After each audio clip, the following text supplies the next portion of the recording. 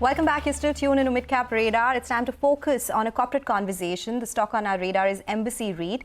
For Q4, company saw a stellar jump in net profit. Their revenue and margins also expanded. Company surpassed initial leasing guidance of 6 million square feet by 35%.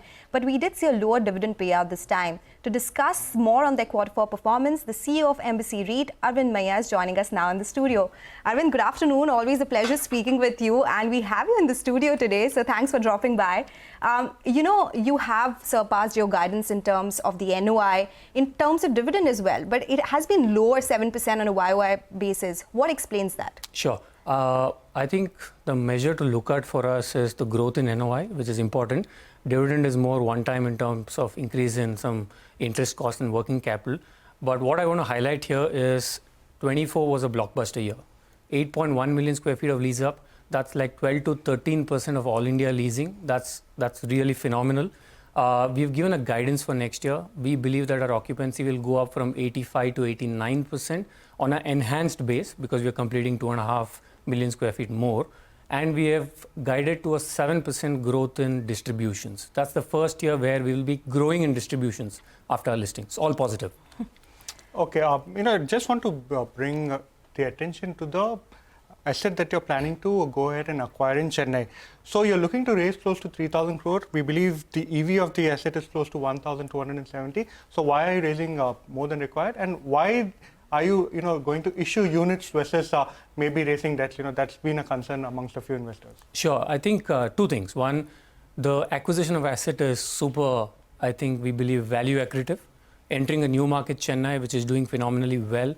The asset is doing great, 95% leased. Even there's a building under construction which is already pre-leased. So asset is fantastic and we believe we bought at the right price. It's at a 6.7% discount to the average of two valuers.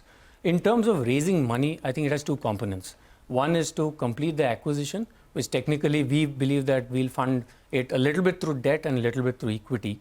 The balance is an enabling resolution for us because QIP can be raised at any point in time. But we as management are very clear. We will raise it at the right price. That's number one. Number two, what you also need to understand is the debt market for REITs is still evolving. The banks can't lend directly to REITs. The pension funds and EPFO cannot lend to REITs. So that's a constraint within which we're working. And lastly, we're constructing around 6 million square feet more in our existing portfolio, plus more in Chennai.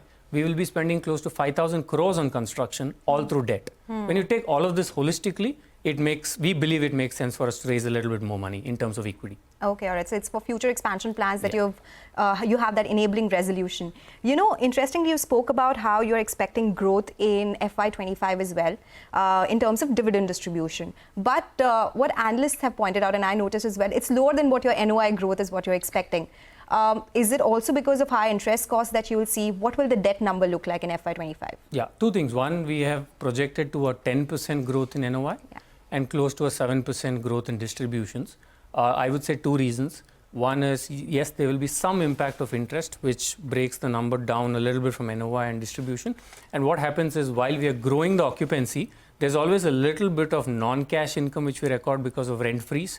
That comes in from next financial year onwards. That's the reason why you see a mismatch between 10 to 7. But when it all stabilizes, let's say 2-3 years later, because you're constructing so much, you will see a more even flow or even growth between NOI and distributions. Okay, give us a sense of how your occupancy trends are, especially in the core Bangalore market.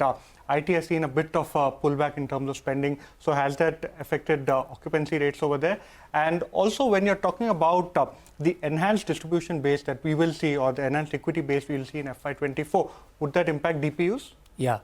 In terms of occupancy, firstly, IT impacted us in the last couple of years, but all of that was taken up by global captives. I think you've said that enough number of times, I don't want to repeat it. But what's happened is the portfolio occupancy has kind of stabilized at 85%, and we have guided to a higher number, as I said, of 89. But our two core markets, Bangalore and Mumbai. Bangalore, we are at 91% occupancy. Mumbai, we are at 99% occupancy. We're constructing 6 million square feet in Bangalore only over the next 3 years. The next 2 years deliveries is 4.7 million square feet. 80% is already pre-leased, all by captives. And we did around 5 deals last year, more than 300,000 square feet, which means there is a return of big deals. So that's on the occupancy bit. In terms of, sorry, I missed the second part of the question. What will be the DPU guidance that you give? Yeah. So the DPU guidance is a 7% growth. And as we have mentioned in our acquisition materials, both the acquisition of Chennai as well as the fundraise is expected to be accretive to distribution. So distributions will grow because of this and not reduce. Okay. You also spoke about how occupancies will increase. How much of it will come from the new SEZ notification? How much of occupancy is driven by that in Q4, and what will outlook for FY25 be? Yeah, I think Q4, not much, because we finally got the guidance from Ministry of Commerce on how to pay back duties. So that impact you will see in the coming year. A large part of our vacancy is in SEZ is in Bangalore, of course. So I believe that will all get taken up in the year to come, or max 2 years. And we have factored that in the growth in occupancy for our FY25 guidance. And has it impacted rentals as well? Are you seeing an increase because of now this SEZ occupancy also being taken up? To be frank, Sonal, the rentals has always been stable. Okay. It's about, if there's a grade A space like ours, they're ready to pay a premium.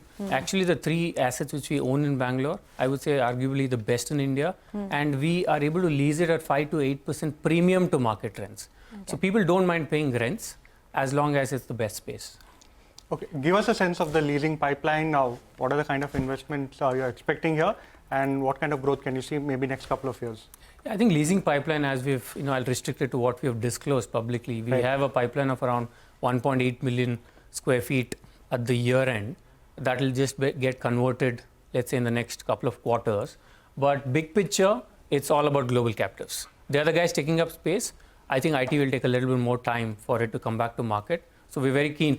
Last stat I'll leave with for investors, when we talk about global captives, 72% of the global 500 companies don't have a GCC in India. And I believe they are the guys who will come further to India and grow in India. So that's going to be a target market. Okay, so this is about the commercial space. You do have a hotel segment as well. What will that look like as a percentage of NOI, say 2 to 3 years down the line? Will you invest more there? Yeah. So today we have 3 operating hotels. We did around 56% occupancy, 14% growth in ADR, and our EBITDA doubled from 90 to 180 crores.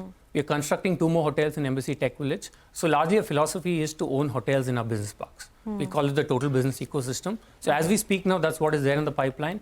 And we believe hotels will be less than 10% of our overall NOI. Okay. Thank you so much for your time, Aravind here. Pleasure, and very good to have you in the studio. We'll now slip into a short break. We'll discuss a few stocks, especially some of the result reactions when we come back.